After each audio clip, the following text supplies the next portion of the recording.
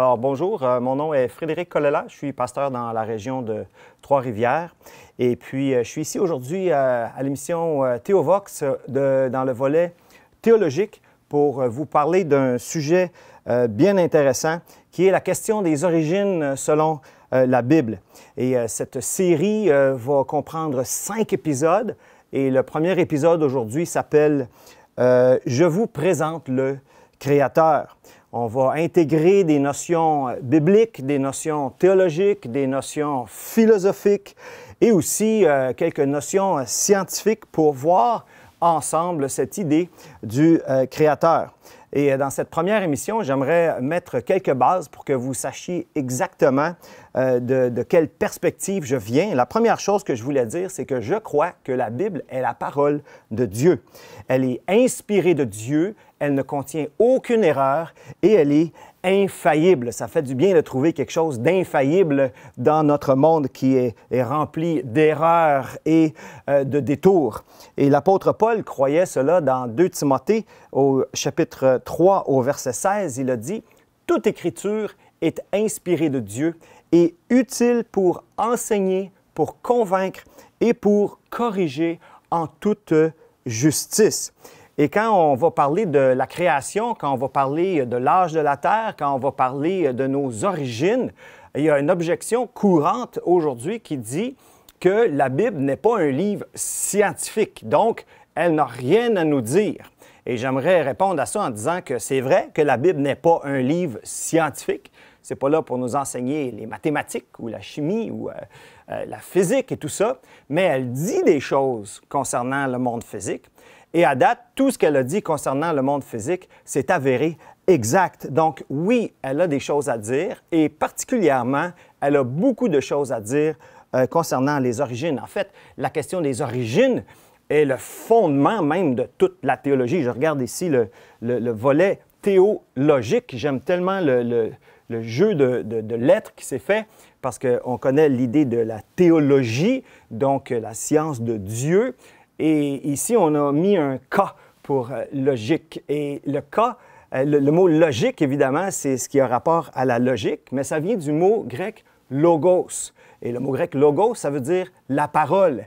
Et la parole, c'est la logique qui s'exprime. Quelqu'un qui parle de façon décousue, on dit qu'il n'est pas logique. Donc, la logique et les paroles vont bien ensemble. Et donc, cette parole de Dieu, elle est logique. Dieu est un être rationnel, Dieu est un être logique et il nous communique de façon rationnelle et logique. Donc, premièrement, je crois que la Bible est la parole de Dieu. Et la deuxième chose que je crois, je veux être transparent, évidemment, si je suis ici, de toute façon, vous vous doutez peut-être déjà, je suis un chrétien et je crois que Jésus est le Fils de Dieu et qu'il est mort sur une croix il y a 2000 ans, dans l'espace et dans le temps, pour rebalancer mes comptes avec Dieu. Je ne peux pas balancer mes comptes moi-même avec Dieu. Si j'ai fait le mal, je suis en déficit et faire autant de bien que je peux faire ne remettra jamais les pendules à l'heure.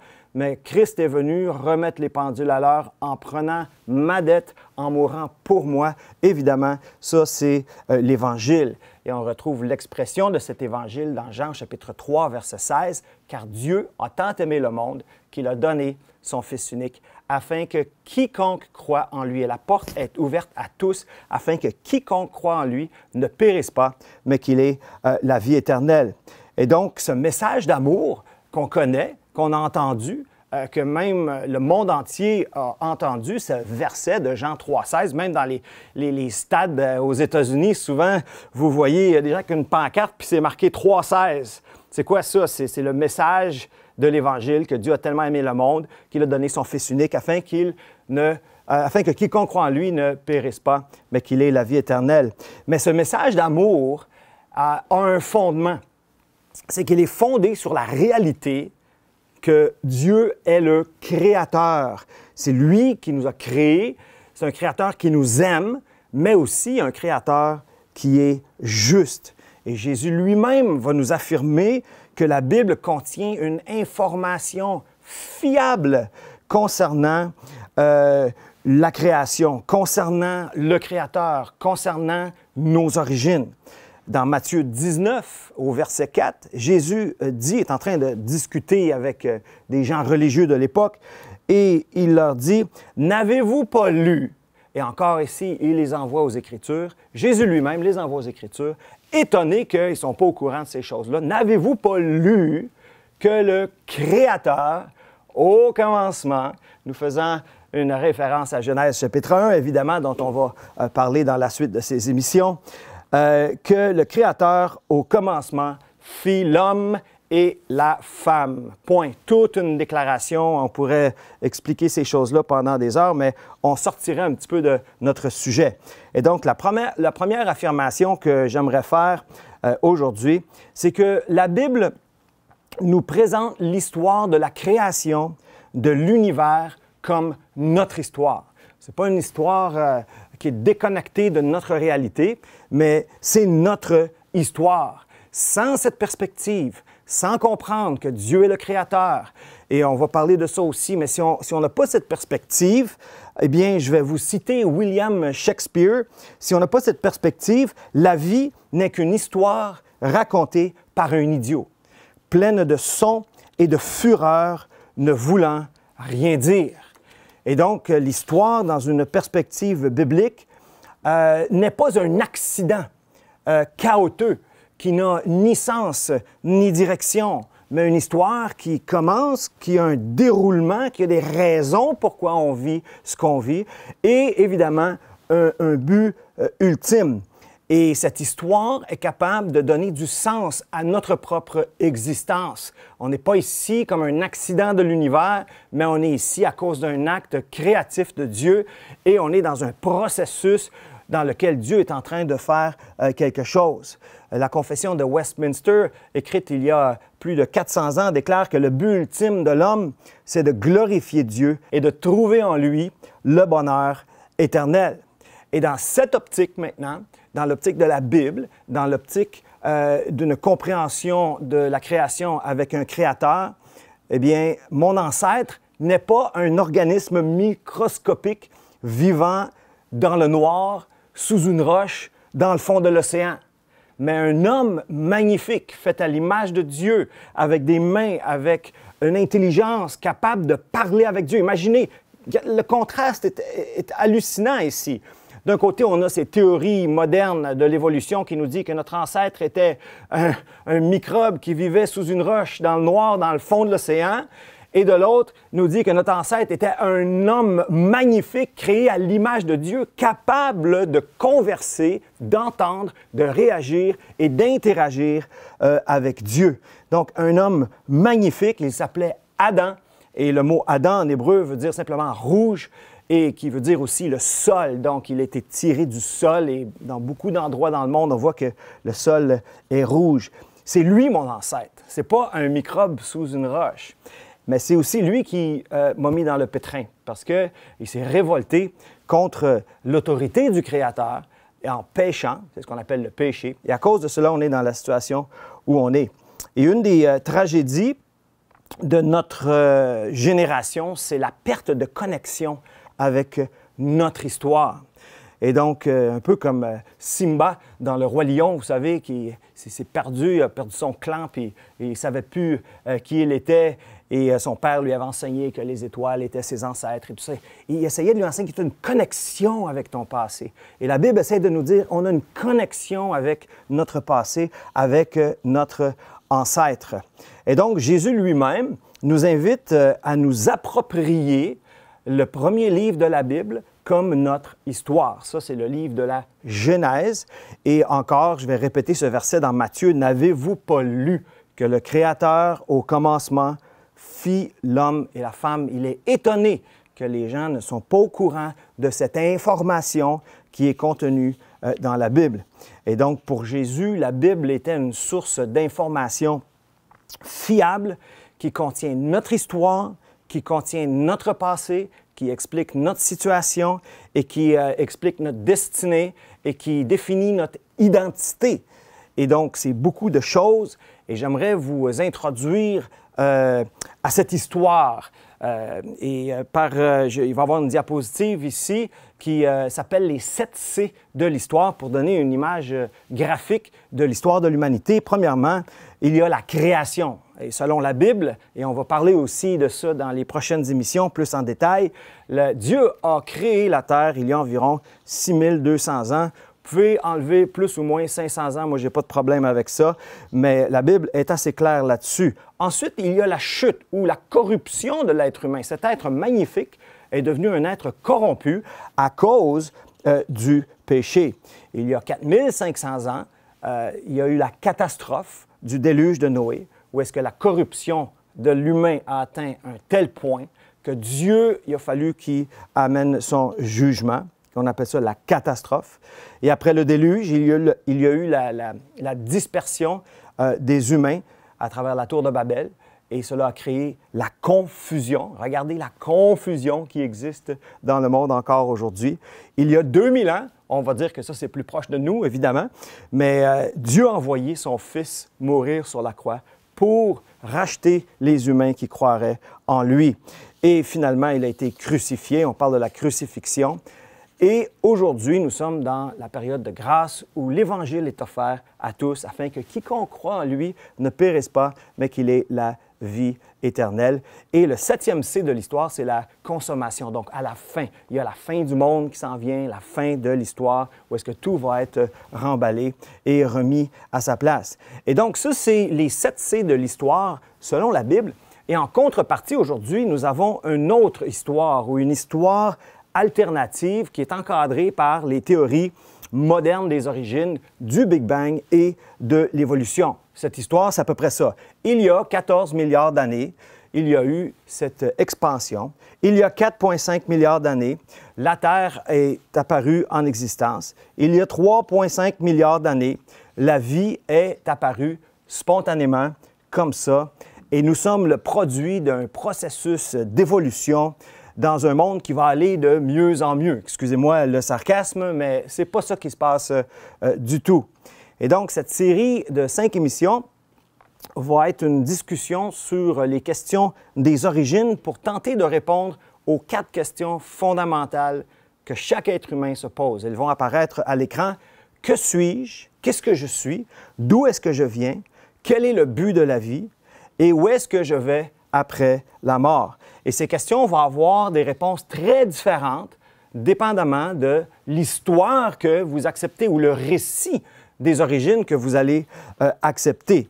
Et s'il y a un créateur, eh bien, il y a des comptes à rendre au créateur. S'il n'y a pas de créateur, tu viens de la poussière, tu retournes à la poussière. S'il y a un créateur, tu viens de la poussière, tu retournes à la poussière et tu sors de la poussière pour rendre des comptes à Dieu. C'est très, très, très différent. Et on se retrouve devant 2 visions du monde opposées ou différentes. Ce qu'on appelle un worldview en anglais, une vision du monde, un concept mental qu'on se fait du monde dans lequel on vit.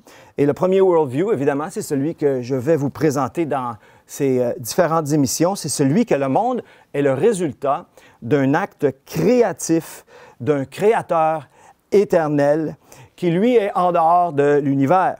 Et la vision du monde dans laquelle on est plongé, nous ici, particulièrement en Occident, c'est que le monde est le résultat d'un processus aléatoire de la matière dans un univers éternel. Vous voyez, l'éternité ici s'est déplacée d'un créateur éternel, d'un être personnel éternel, à une matière éternelle. Et donc, on se retrouve avec 2 concepts très différents et que nous sommes le résultat de l'action, du temps et de la chance, et que finalement, l'univers n'est qu'un accident, la Terre n'est qu'un accident, la vie n'est qu'un accident, et c'est difficile d'éviter la conclusion que nous-mêmes sommes le résultat d'un accident.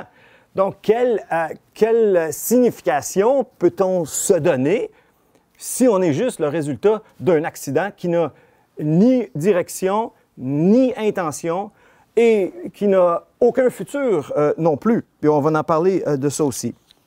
Et donc, ce que ça fait, ce worldview-là va prendre la question des origines et va la repousser encore plus loin. Donc, la Bible l'amène à peu près à 6200 ans, plus ou moins 500 ans, mais les théories modernes de l'évolution du Big Bang vont repousser la question encore plus loin, à 4,5 milliards d'années pour la Terre, à 14,5 milliards d'années pour le Big Bang. Et puis avant ça, c'est quoi? Bien, c'est l'éternité inconnue de laquelle tu ne peux pas tirer aucune réponse. Et donc, la notion d'éternité est inévitable dans les deux cas, dans les deux worldviews, dans les deux façons de voir les choses. Et donc, la question des origines aussi a une incidence sur la question de la destinée. Si l'origine n'a pas de sens, n'a pas d'intention, eh bien, comment est-ce qu'on peut trouver un sens ou une intention dans la destinée? Et quand je parle de destinée, je ne parle pas juste de la destinée ici dans la vie, d'avoir du succès ou whatever, mais je vous parle de la destinée éternelle, c'est-à-dire qu'on va tous, par définition, quelles que soient nos croyances, mourir et entrer dans l'éternité. Puis la question, c'est qu'est-ce qui se passe de l'autre bord? Et la question des origines nous donne des réponses pour qu'on puisse se préparer pour l'éternité. Et donc, chaque être humain aussi possède ce sens d'éternité. On est en pleine période des vacances présentement et je sais que les gens aiment faire du camping, les gens aiment sortir de la ville et surtout les villerins, on dit, les gens qui vivent, les citadins, ils aiment ça aller à la campagne et ils aiment ça regarder parce qu'il y a de la pollution lumineuse en ville et tout d'un coup, ils voient les étoiles et ça, wow! Et les gens s'émerveillent et là, leur pensée commence à flotter et là, ils commencent à réaliser l'ampleur de l'univers, l'ampleur de la création, deviennent méditatifs et ils contemplent leur minusculité. Donc, ils réalisent à quel point ils sont petits, sont émerveillés. Et ça, là, ce qu'on ressent là, c'est le sens du divin. C'est le sens de l'éternité. Et la Bible parle de ça. Il y a 3000 ans, grosso modo, le livre d'Ecclésiaste déclarait que Dieu fait toutes choses bonnes en son temps.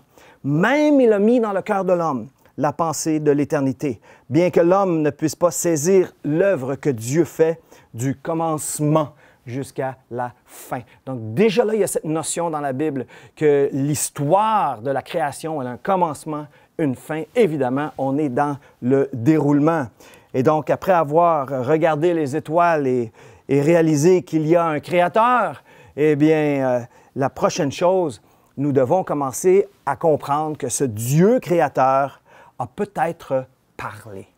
Et dans Romains, chapitre 3, il est dit que tous ont péché et sont privés de la gloire de Dieu. Ça, c'est de l'information. Ça, c'est de la communication de la part de Dieu. Ensuite, il nous invite à venir à Jésus pour être réconciliés avec le Créateur. On est aliéné du Créateur.